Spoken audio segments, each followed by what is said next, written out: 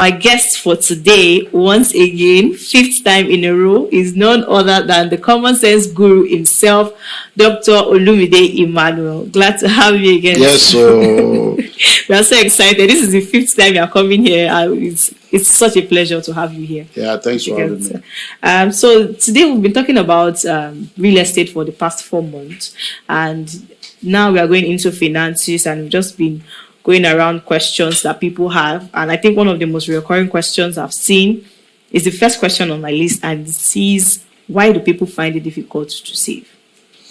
Wow, that's a whole series on its own. As a matter of fact, I did a series last year. I believe it's available on the YouTube channel, so they can go to YouTube and get it, on developing a savings culture. And I think it's part 1 to 5. So what the question you're asking is like you're asking for 5 hours. There are many reasons why people find it difficult to save. Okay. And we're just going to look at a few of them. Number one is they don't yet understand the importance of savings. When you understand how important something is, you can't help but go for it. So most of the time, people think that they cannot afford to save, or they can afford to go through life without saving. But you can't afford it, because see, when you don't save, you are not safe. What you save is what saves you. So once you understand that this thing is important, you will do it. So that's one reason, because the way I explain to people is this: every money you are going to make in your lifetime will not be paid to you once. So if you're going to work for 30 years or 40 years, they won't pay you 30 years salary once. So what they are paying you now is a portion of all you are going to earn in your lifetime. So by the time you are earning that money now, I always say that money is tripartite. Money has a past, money has a present, and money has a future. So it means that money they are paying you, there is past inside, there is present inside, there is future inside. So if you spend every money you get without saving, you are eating your future. Which witchcraft passed that one now? So that is witchcraft, you are eating your future. So that's one reason. People don't understand how important it is for them to save. Another reason why people don't save is because they don't know how. Because most people are struggling. The money is not even enough. So you are now saying me to one. Hey, with this economy, now you now say I should come and save again. They are like, let me save my life first. Do these people know what they are talking about? So it's a balance between life and livelihood. But what they need to understand is that because your future is in that money, if you don't separate your future from it, you won't have a future. So a lot of people 5 years ago, 10 years ago, they said their future is bright. 10 years later, it's bright. The reason why this future that you have, because today is the future you spoke about yesterday. Yeah. Today is the tomorrow you spoke about. So the reason why your today, which is your tomorrow of yesterday, is not bright, because you didn't do yesterday what you're supposed to do. So you might sit there and say, no, it shall be well. God is in control. My future is bright. In 10 years' time, you will still be struggling.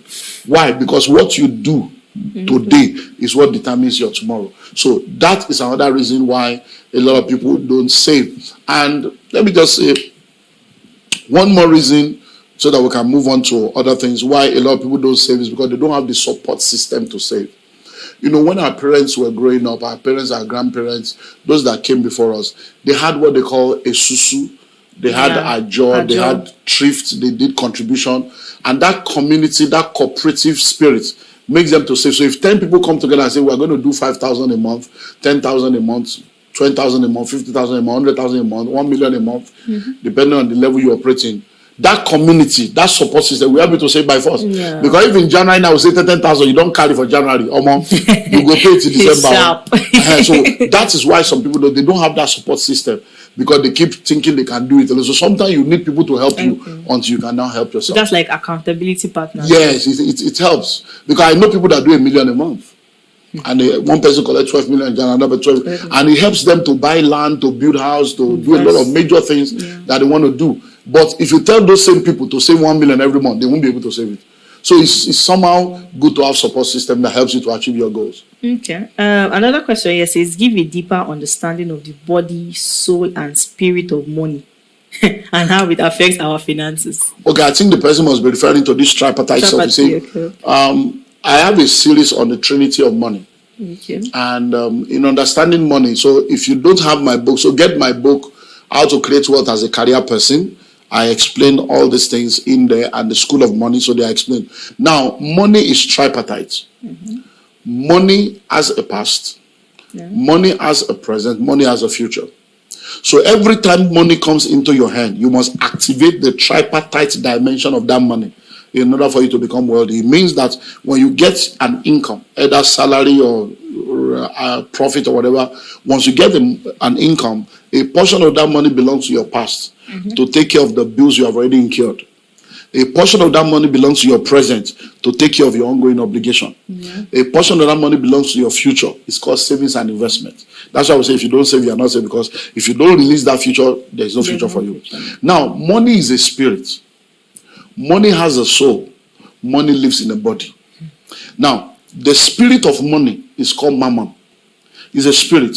This is not a spiritual meeting, but I'm a pastor, and since you ask the spiritual people, I have to go into the spirit. I see, in the kingdom of darkness, there are powers that govern different aspects in the kingdom of darkness.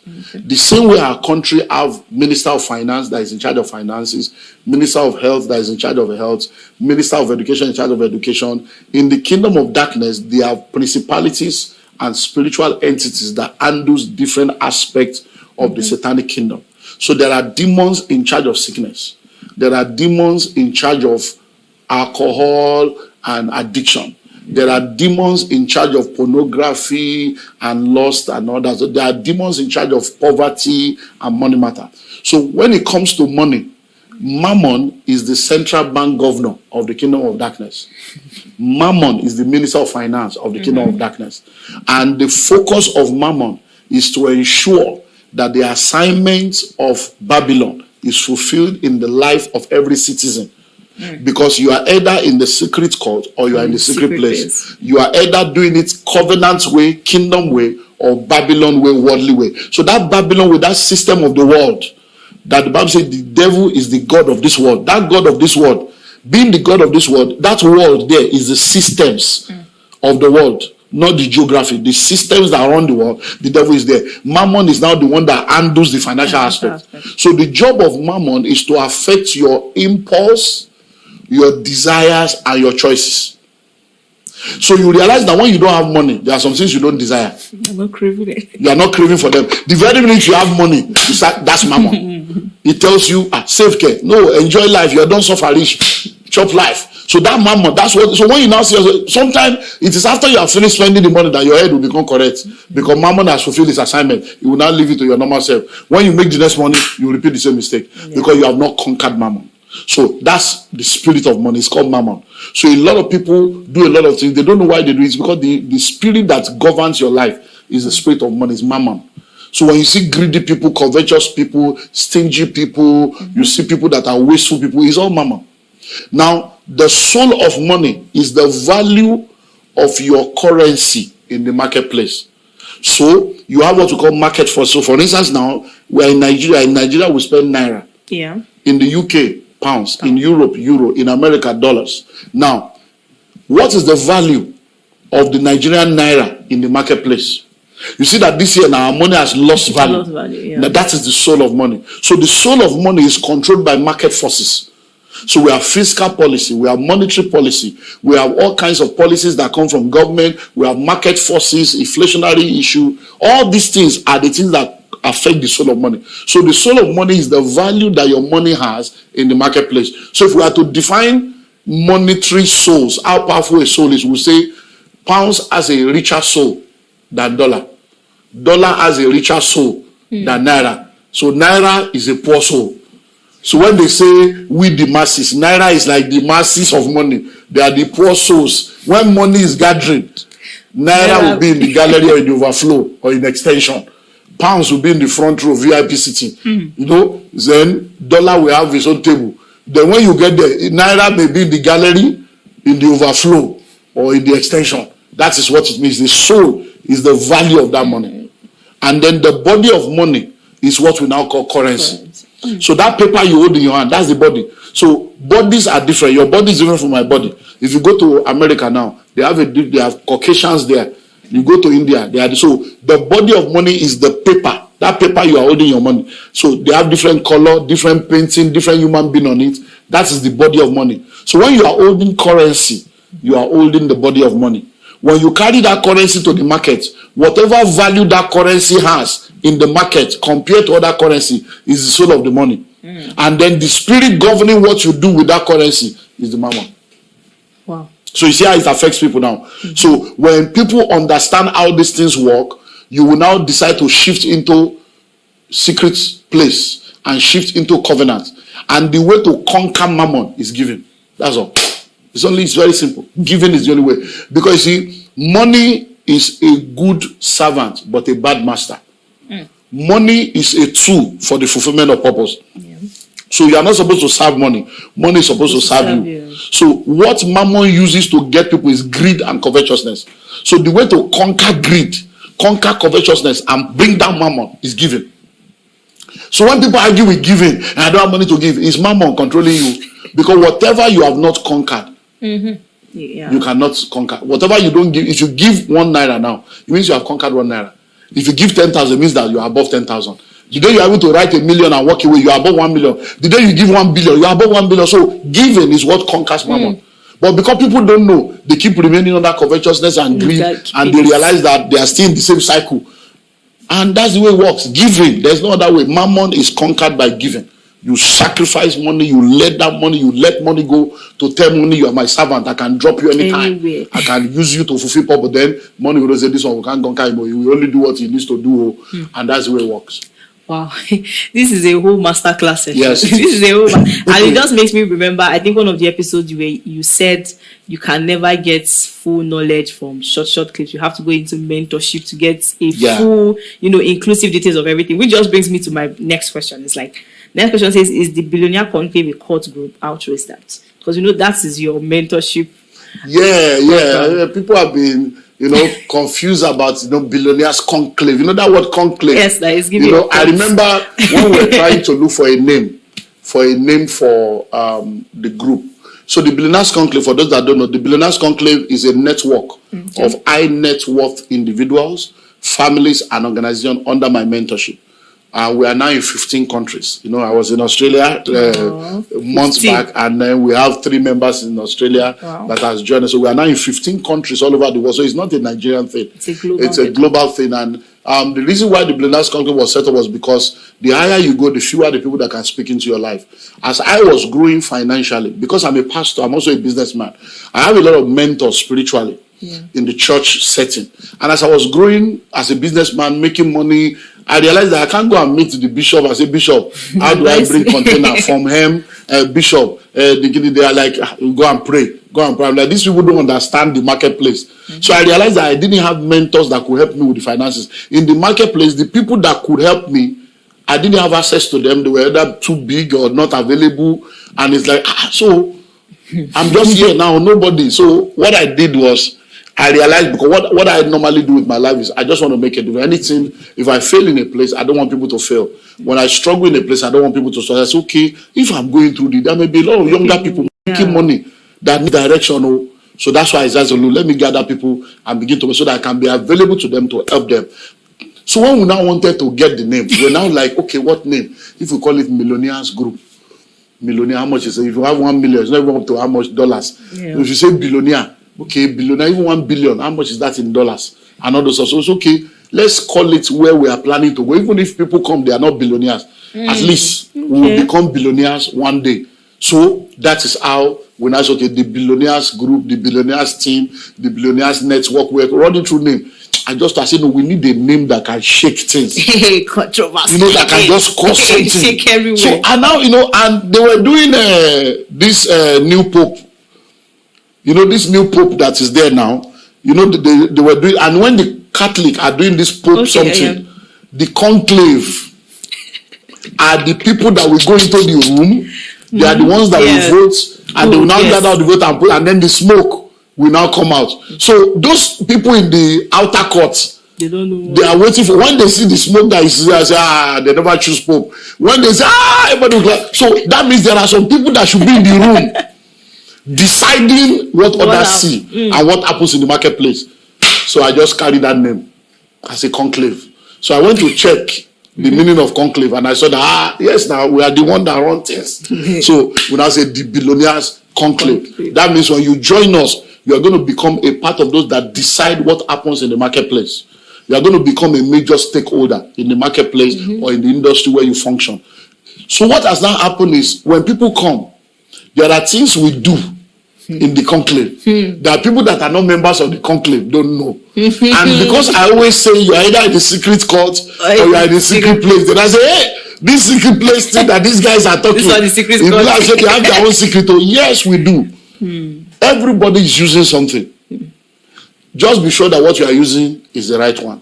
Because if you are not using something, somebody is using something against you. So yes, we are the conclave. We are a secret place of the Most High God.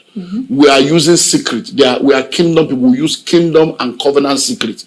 That if we tell you, you won't believe. So if we say, come and tithe now, you will argue. Pay first fruit, you say you don't believe. Come and fast, you say it's not by fasting. Come and pray. So that's, but we know what we are using. And I can give you testimonies upon testimonies of how. So when people now come and they say, I know that guy now, within 2-3 years, the guy don't blow. They say, people like say, I mean, cut soap. No, we are cutting more than so. We are cutting testimony. So we are not a secret cult. We are a secret place. And when you come, let me just give you 3 testimonies, just to let you know the kind of things that happens. So we have a meeting one day. And in most of our meetings, we share a lot of covenant secret of taking over in the marketplace. Things we cannot share openly to everybody except you are inside. So, and we do anointing service, we do communion service, we do mantle, we do talit, we do all kinds. So we did a mantle service where people came in. After we have taught, we then went into prayers and went to the secret place and conjured some things. And then I challenged them to sow a seed. Which is what is how can you be a business person? You come, they say make you now listen to you pay for a program that you paid for, and they are still telling you to give again. You won't understand it because it's like all these people, because that is why you are not there. When you are there, there are many things. So because look in this world though, so there are people that came and it's okay, they connect. So I gave them mantle. If you don't know mantle, when you join us, so I gave them a mantle. I said go. The presence of the Lord goes with you. This guy came from Port Harcourt. He has an estate and the land has not been selling. He has written proposal to different people and it's as if nothing was working. He left from airport straight to the estate and he carried the mantle and put it on the ground in the estate. He said, I am just coming from Lagos.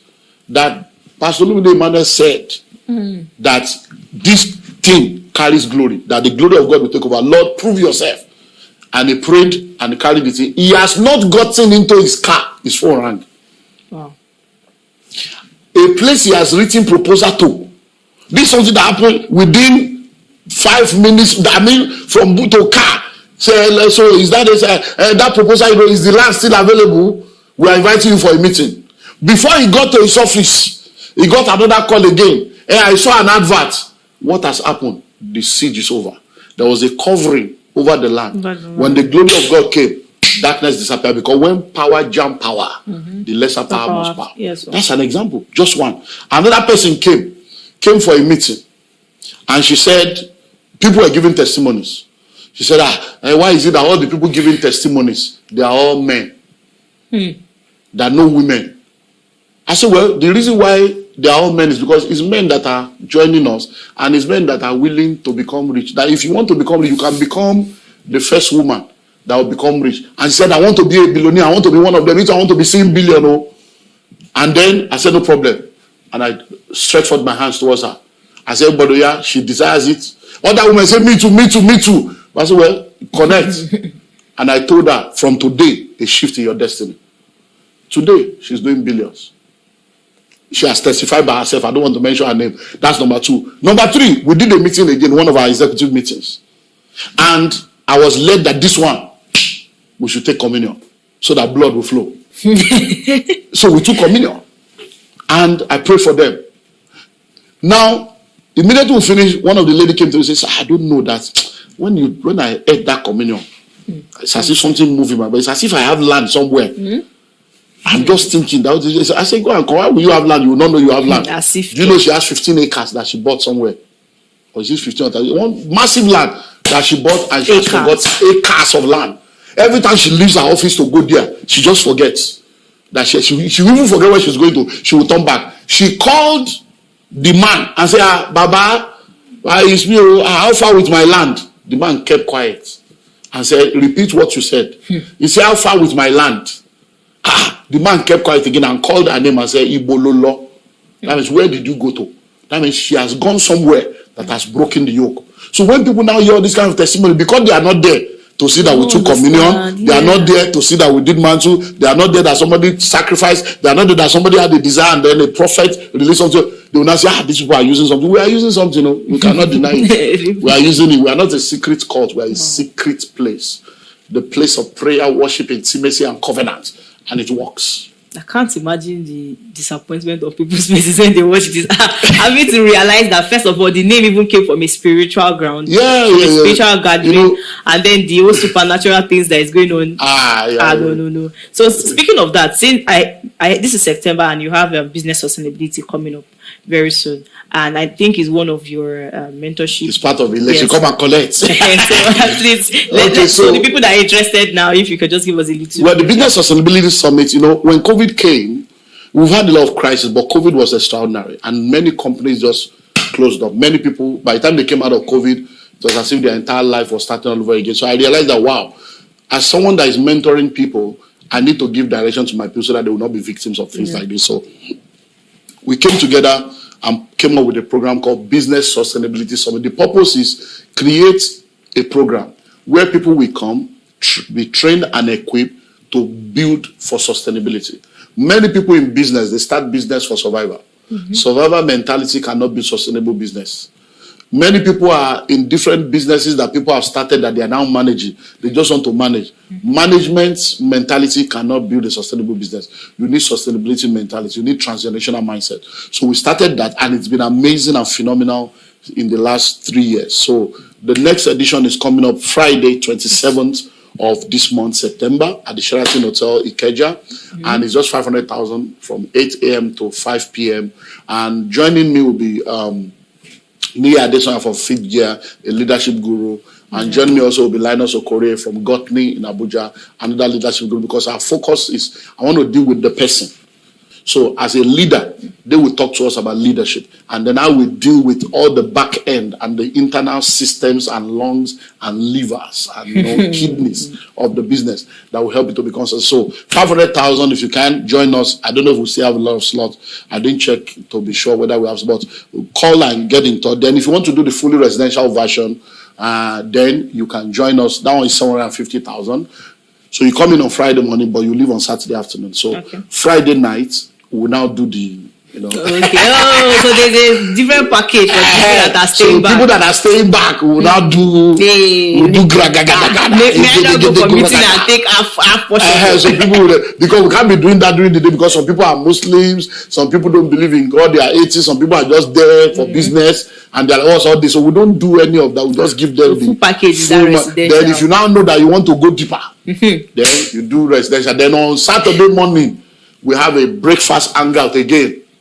And then people can see me one-on-one for a few things, and I can then release some other prophetic grace. And they go, so that's so it's Dr. Olumide Emmanuel plus Pastor Olumide Emmanuel coming together to prepare your destiny. If I were you, I would run to register like immediately. This is not something that you would want to miss. So one final question before we wrap up this episode. What is your take on the Nigerian stock market?